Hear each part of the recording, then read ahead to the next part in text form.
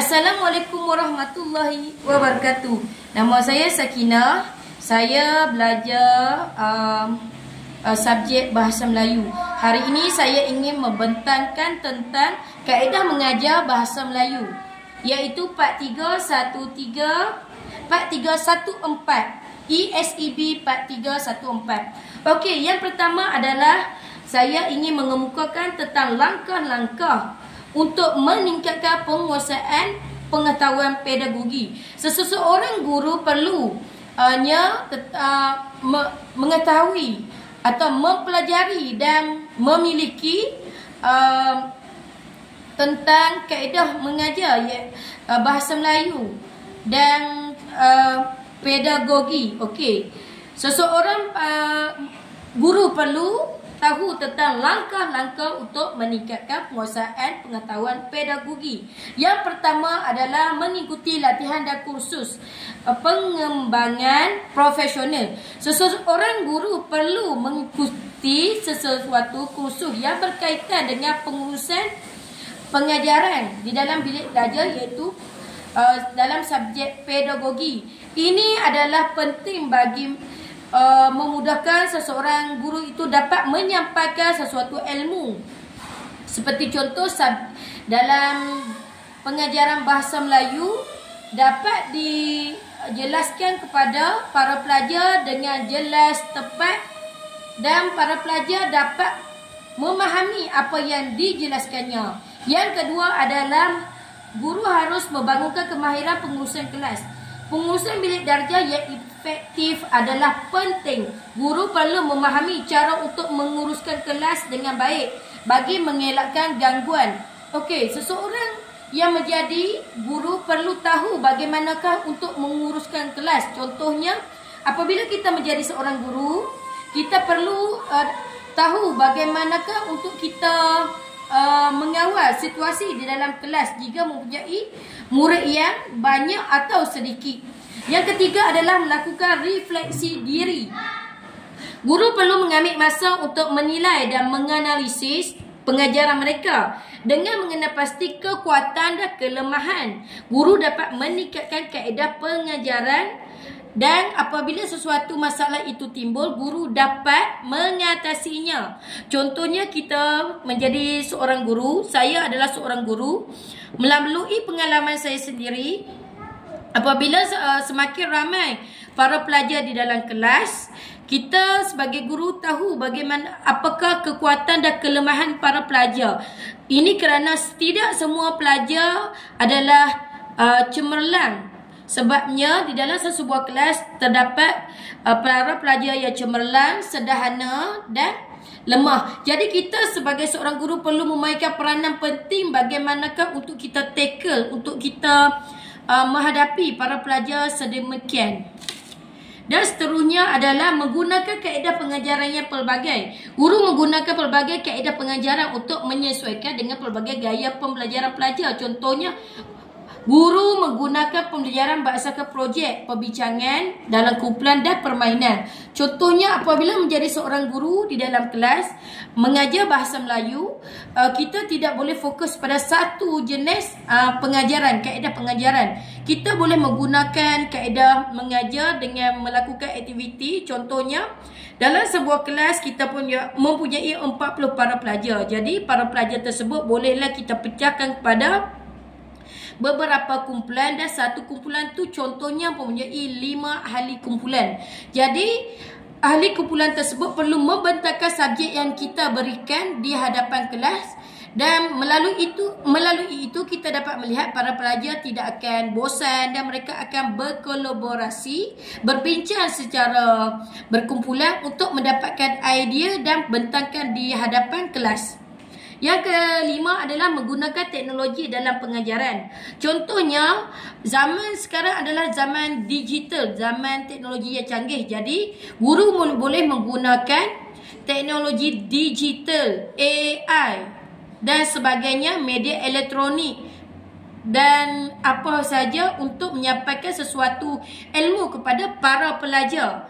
Jadi, secara tak langsung para pelajar tidak akan merasa bosan, dan ia juga adalah kaedah untuk menarik minat para pelajar untuk belajar dan meminati subjek bahasa Melayu. Selain itu juga, memahami psikologi pelajar. Guru perlu memahami perkembangan psikologi pelajar, termasuk keperluan, minat, cabaran mereka. Ini bagi membantu merancang pengajaran yang sesuai, menyokong pembelajaran mereka dengan lebih baik. Contohnya, menjadi guru kita perlu tahu apa kelemahan para pelajar. Kelemahan para pelajar, mereka mungkin tidak suka kepada satu jenis kaedah yang lama, fizikal contohnya. Jadi kita sebagai seorang guru perlu mempelbagaikan kaedah menggunakan teknologi digital, teknologi yang canggih, menggunakan seperti laptop, menggunakan adaptasi seperti Google Meet, Google Classroom, untuk menarik minat para pelajar jika berada di rumah atau di mana saja untuk belajar, untuk menambahkan ilmu, dan mereka juga akan berasa minat dan tidak bosan. Selain itu juga membangunkan kemahiran komunikasi yang berkesan. Guru perlu membaiki kemahiran komunikasi untuk memastikan bahawa arahan yang diberikan kepada para pelajar difahami. Seperti yang kita sedia maklum, terdapat juga guru yang tidak dapat memberikan komunikasi yang berkesan kepada para pelajar. Akibatnya, jika pelajar tidak memahami apa yang kita ingin sampaikan, contohnya tentang subjek kata kerja, kata imbuhan dan sebagainya, jika para pelajar tidak faham, bagaimanakah mereka dapat menulis sesebuah karangan dengan betul dan tepat dalam penggunaan nahu. Dan seterusnya adalah menjalinkan kerjasama dengan rakan sejawat. So, menjadi seseorang guru, kita perlu berkolaborasi, bekerjasama antara sesama rakan kita supaya kita tahu bagaimanakah untuk menjadi seorang guru yang baik, yang berpotensi untuk meningkatkan prestasi para pelajar. Jadi kita hendaklah bekerjasama dengan guru yang lebih berpengalaman. Jadi melalui pengalaman yang mereka ceritakan kepada kita, kita boleh gunakan untuk kebaikan, untuk mengajar para pelajar supaya faham apa yang ingin kita sampaikan dan mereka dapat menimba ilmu dan seterusnya menjadi pelajar yang cermelang dalam subjek bahasa Melayu dan sebagainya. Contoh situasi kekurangan pengetahuan pedagogi. Pengurusan bilik darjah yang tidak efektif. Guru yang tidak menguasai kemahiran pengurusan bilik darjah mungkin akan menghadapi pelajar yang berkelakuan kurang baik. Contohnya, kalau kita menjadi kekurangan pengetahuan pedagogi ni, apabila menjadi seorang guru yang tidak faham, tidak dapat mengawal situasi sebuah atau seseorang pelajar, kita perlu tahu semua pelajar tidak mempunyai sikap yang positif. Terdapat ada yang kurang baik, ada yang sedikit nakal, ada yang baik. Jadi menjadi seorang guru, kita perlu bertanggungjawab dan memainkan peranan penting dalam mengawal situasi. Contohnya situasi yang bising. Jadi apa yang perlu kita lakukan supaya para pelajar tidak membuat bising di dalam kelas dan fokus terhadap pelajaran yang kita ajari. Dan seterusnya adalah tiada penyesuaian dengan perubahan kelas. Guru yang kekurangan pengetahuan pedagogi dalam menguruskan situasi yang berubah-ubah. Contohnya, pada tahun 2024, para pelajar bahasa Melayu tingkatan 5 mempunyai 30 orang. Tetapi pada tahun 2025 meningkat kepada 40 orang. Jadi perbezaan jumlah tu daripada 30 menjadi 40 lebih banyak akan mendatangkan kesan. Jadi sebagai guru, kita perlu tahu bagaimanakah kita mengawal, bagaimanakah kita perlu menggunakan kaedah yang pelbagai untuk mengajar para pelajar di dalam kelas. Selain itu juga komunikasi yang tidak jelas. Kesan daripada komunikasi yang tidak jelas, yang tidak sampai kepada para pelajar akan mengakibatkan para pelajar tidak faham dan tidak mahu membuat kerja khusus yang diberikan oleh guru. Jadi guru memainkan peranan penting dalam menyampaikan sesuatu arahan dengan jelas dan difahami oleh para pelajar di dalam kelas. Selain itu juga tiada penyesuaian. Dan selain itu juga kurangnya pelibatan pelajar.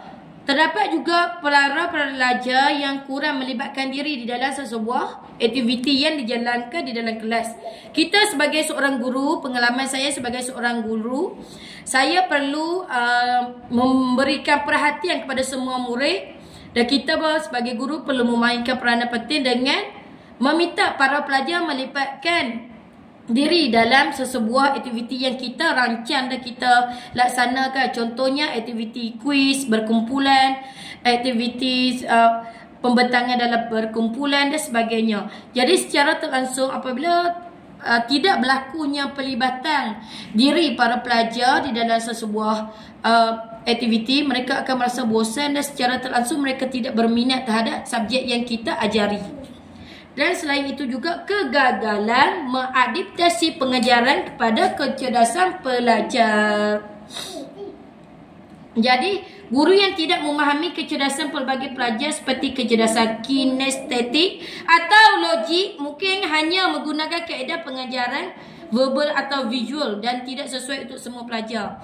Pelajar yang tidak sesuai dengan pendekatan ini mungkin gagal mengikuti pembelajaran dengan baik. Mereka mungkin akan melakukan sesuatu di luar jangkaan seperti membuat bising. Jadinya menjadi seorang guru ni kita perlu memainkan peranan dan bertanggungjawab terhadap apa yang kita akan ajari kepada para pelajar. Kegagalan menyediakan penilaian yang relevan. Okey, kekurangan pengetahuan tentang bagaimana merancang penilaian yang sesuai untuk pelajar boleh mengakibatkan penilaian tidak mencerminkan kemahiran sebenar pelajar. Sebagai contoh, penilaian yang tidak mencabar. Contohnya, guru memberikan soalan yang sangat mudah pada setiap masa. Jadi, para pelajar rasa tidak mencabar dan mereka akan mungkin mereka akan melakukan sesuatu yang kita tidak sukai seperti membuat bising. Jadi menjadi seorang guru ni perlulah sentiasa cakna. Contohnya pada hari ini kita memberikan soalan yang mudah.